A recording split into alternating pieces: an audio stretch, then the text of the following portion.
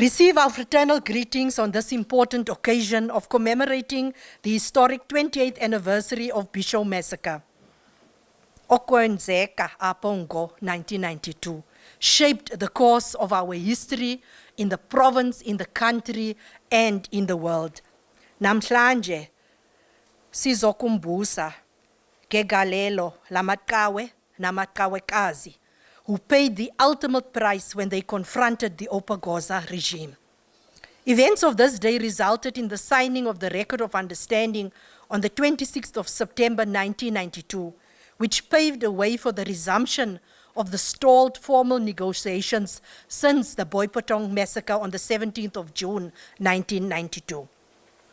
In a public statement issued on the 8th of September following the Bhisho massacre, ANC President Utata Nelson Mandela said the following, and I quote, "Each one of the people who lost their lives at Bhisho yesterday was a unique human being, the daughter or the son of some mother, the father or mother to some child, a person linked to a home, to a community of relatives and friends who had loved, cherished, and nurtured her or him for many years in the hope of a continuing and a shared future.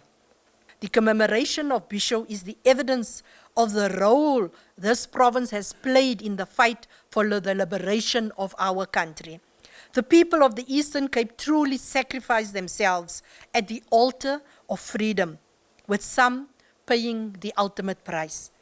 On behalf of the Bhisho Massacre Foundation, we send our deepest condolences to the families that they have lost their loved ones during this pandemic. This does not only go to the Bhisho Massacre families, but it goes to the families across our country. I quote, according to the Daily Dispatch dated 4th September 1992, which was saying, the heading was saying to Bhisho, "All assembly in Victoria Grounds, King Williamstown, 7 a.m. on Monday, the 7th September 1992.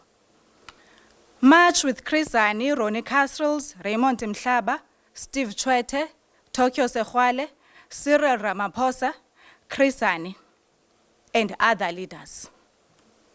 The song that was sang on that day, it was saying that Qozo must go.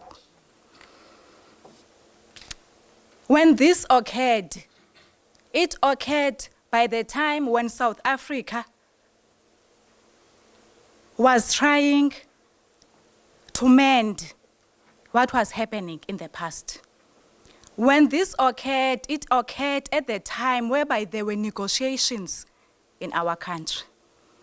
At that time, the then Republic had opened its doors and tables.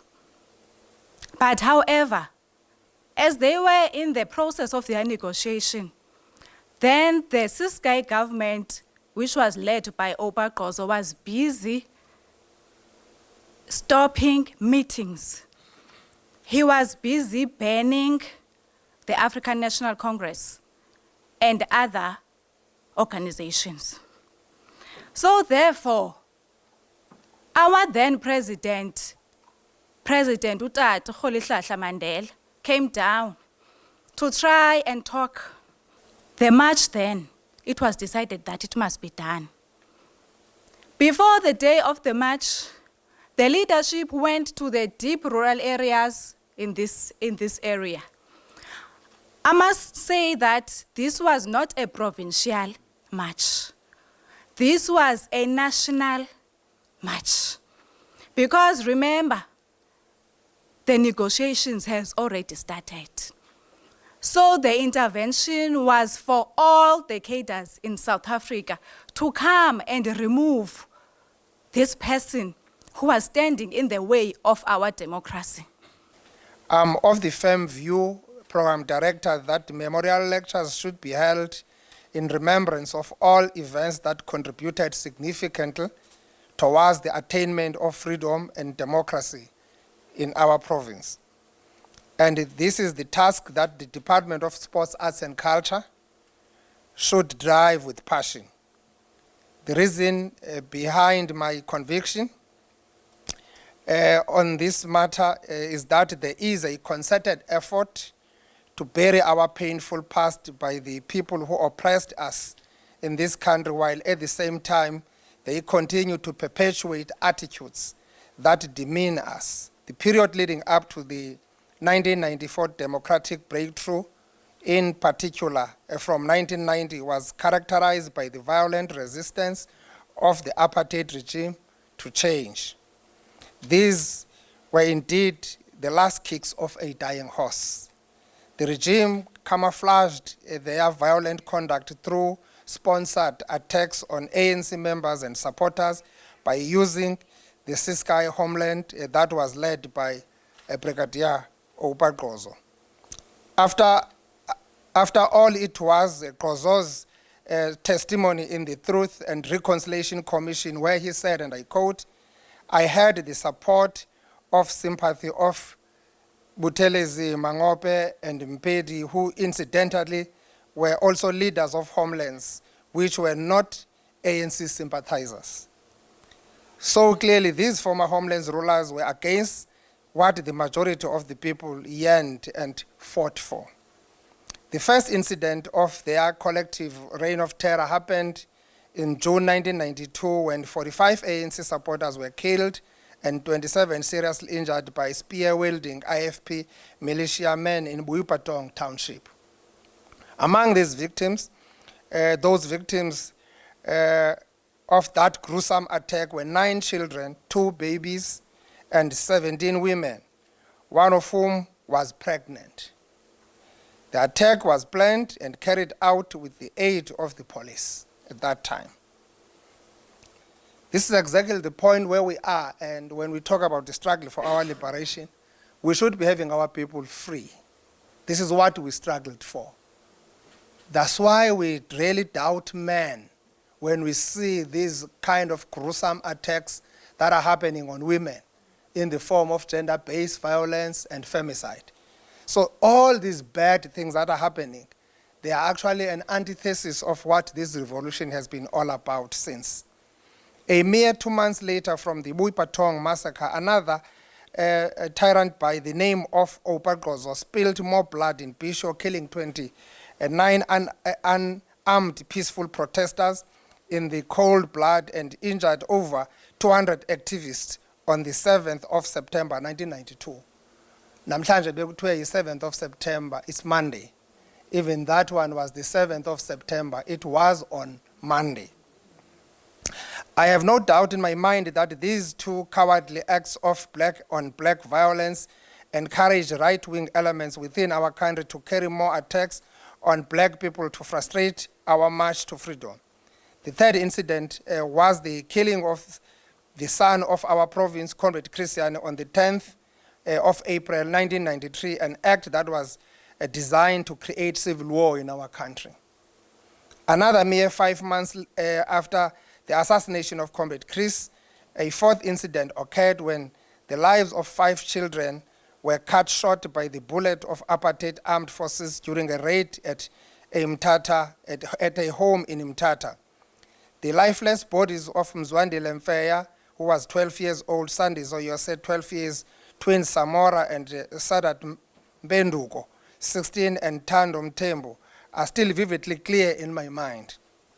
They were killed because the apartheid regime was looking for the freedom fighters of APLA that were non-existent. Therefore, their death was an act of crime which warranted a case of murder to be opened against their killers and their handlers. These incidents forced the ANC to abandon the CODESA negotiation to focus on a rolling mass action to force the apartheid regime to implement speedy reforms, including the abolishment of all homelands government, including the one that was led by Gqozo in the then Ciskei. Gqozo thought he could stop a revolution that started before he was even born. He became power drunk, and like his predecessor, Lennox Sebe, he did not realize that the inevitable was unavoidable. freedom was at the door for the black majority in this country. Working with the generals of the then South African Defence Force, Xhosa opened up the former Ciskei Government for the apartheid regime to continue its reign of terror and violence in the black communities. He had a particular unit within his security forces that was called the Peace Force, which was made up of a young man, a militia group that supported the action of the chiefs and headmen he imposed in many villages in an attempt to force people to be members of the African Democratic Movement Party he set up to contest the first democratic elections. He went further and dismissed civil servants of the Ciskei Government administration in an attempt to coerce them to join his party. Suddenly, our communities again found themselves at the receiving end of this brute force and curtailment of a political activity which they fought against fearlessly under the Lennox Sebe reign. The stage was then set for a showdown of resistance against Xhosa regime, which led to more than 80,000 activists to march to Bhisho. Xhosa had all the hallmarks of a tyrant who was willing to cling to power at all costs, and on the morning of September the 7th, 1992, he finally put his tyrannical plan into action by spilling the blood of our brothers and sisters here in Bhisho. Today we laid the wreath in the wall of remembrance that has the names of the activists and freedom fighters who fell on that day. Among them were dedicated activists, both young and old, sons and daughters, brothers and sisters, fathers and mothers. Comrade Headman Nonchinga, a teacher and a leader of SATU, and Tobani Gola, a student here at one of our high schools in Chabo village, were amongst the victims that we actually spoke about earlier. May their revolutionary souls continue to rest in peace. I'm narrating this brief history on purpose and to highlight that we must learn from our past and not repeat the mistakes of our oppressors. Action should have been taken against the people who authorized the killing of our people in Bhisho Massacre, Boipatong Massacre, and the killing of 5 children in Mthatha in 1993. They are all still alive. We should have placed getting justice for the victims of these crimes above our quest for reconciliation, and it is not too late to do so. Today, we have many survivors of the Bhisho Massacre who live with physical and emotional scars. I must once again remind all of us that at the heart of their selfless action on that fateful day in 1992 was to call for the end of the Ciskei Bantustan, so that the people of our country who live in this part of our country, the homeland of Ciskei, could be part of the new South Africa that was being discussed at the CODESA. It was never about their own personal benefit. They wanted to live in a country that is free, united, democratic, non-racial, non-sexist, and prosperous. The sacrifices they paid by putting their lives on the line led to the achievement of freedom, democracy, non-racialism, as well as non-sexism in our country. When the settlers took our land after wars of dispossessions, they immediately changed names and tampered with our heritage. When they embarked on forced removals in places such as East London, they removed the names our forebears had for those places and put up their names. At no stage during that era did we, the oppressed masses, tell our oppressors that name changes were not a priority and will be costly. We must therefore not be told name changes are not a priority and will be costly. The cost of the name change is far outweighed by the significance of the history and heritage we want to restore. Keeping the names of our oppressors would be tantamount to idolizing the pain they inflicted on us. Of course, removing the statues of people who brutalized our people will not solve our social ills, but it is a continuation of our healing process. We are therefore moving ahead with the process of renaming our institution symbols after names of people who contributed immensely to our struggle for freedom and the democracy we are enjoying today. As September is a heritage month, we must equally celebrate who we are as the different races that live in our province and advocate for the same for other people of the world. Our diversity is what makes us unique. I'm taken aback by attacks on black people in the United States of America, which are perpetuated by white police. African leaders must definitely add their voice to condemn such acts of brutality against black people in USA. Those attacks are a reminder of the inhuman and violent history of slavery that was meted out on African Americans since the year 1620. The voice of African leaders and the United Nations on that matter should be deafening. We want a USA that contributes to socio-economic development in our country, as that country has done with the donation of PPE to our province during this coronavirus pandemic. But attacks on our African Americans, brothers and sisters, is not acceptable. I'm also taken aback by the vile advert of the retail store Clicks about the hair of a black people, which is purely racist. We have noted their retraction of that advert and their apology, but that advert was posted with the approval of the Clicks hierarchy. It is nonsensical for the management of Clicks to act as if they had no knowledge of that advert. I want to remind the Clicks leadership and many other racist corporates out there that in the former Ciskei Bantustan, the people of Tanzania once embarked on a sustained, successful and peaceful campaign that was called as Kwelo, that was aimed at boycotting buses. Clicks should not invite campaign called Akutengwa to themselves, because as government we will stand on the side of our masses. In 2020, we should not be talking about racist advertising campaigns. Clearly, many other people and institutions still harbor such derogatory attitudes towards black people. Thus, black people must be legally protected from such racist attitude. Racism should speedily be classified as a crime in our country before people take the law into their own hands to fight back against racists. Even if you are black, if you are racist, you are racist. Racism is wrong. It is wrong whether it is done by us as African, whether it is done by actually white people in our country. It is wrong. When we talk about us united in diversity, we talk about us as human beings, and all these people whom we are now commemorating today, they have actually fought the fight for us to live in that united country. So it's going to be important that we always remind each other about this kind of history, where we are coming from, because we know where we are coming from, we know where we are, and we know where we are actually marching forward to. Already we have learned this morning that a Click store in Queenstown has been vandalized, allegedly by EFF supporters. We condemn such actions with contempt it deserves. We cannot right a wrong with a wrong.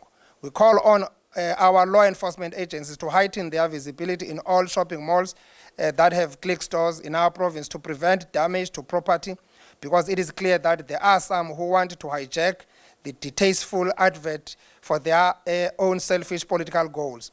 The safety of Click's employees, who are the black majority, should be prioritized. We are striving to be a society where people live together in harmony, respecting one another and enjoying equal opportunities. The martyrs of Bhisho Massacre died fighting for the attainment of that kind of society.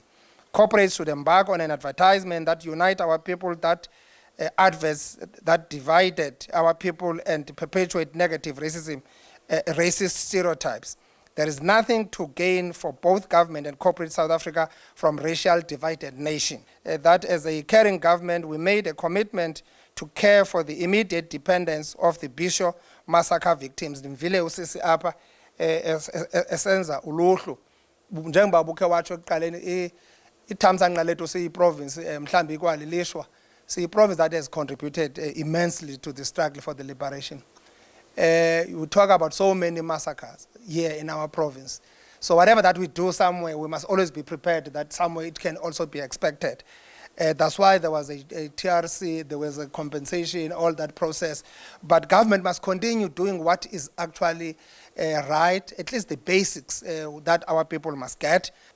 For instance, I know that the Bhisho Massacre Foundation has been allocated office space here in the Bhisho Massacre Memorial Building. As we met and you raised these issues, we have agreed on that let's identify a space here so that you take also responsibility of helping the tour guides or tour guiding here in this center or this precinct. In that process, we work with government and get all the necessary support from a tourism point of view. I also know that the provision of psychosocial support services is being prioritized. We have also seen Department of Justice coming forward in terms of the bursary support. But I want to assure people, post-matric, everyone who goes to tertiary, there's a free higher education. You get free bursary. There's no need for a specific separate bursary anymore. We must get our kids going through the school, getting correct matric or grade 12 exit so that they can access the higher education in our schools. When they arrive there, they will find NSFAS ready for them. They must follow the process because that's money from government. It's money from taxpayers' money. It is meant for all people of this country, including your kids. Ndiyabulela.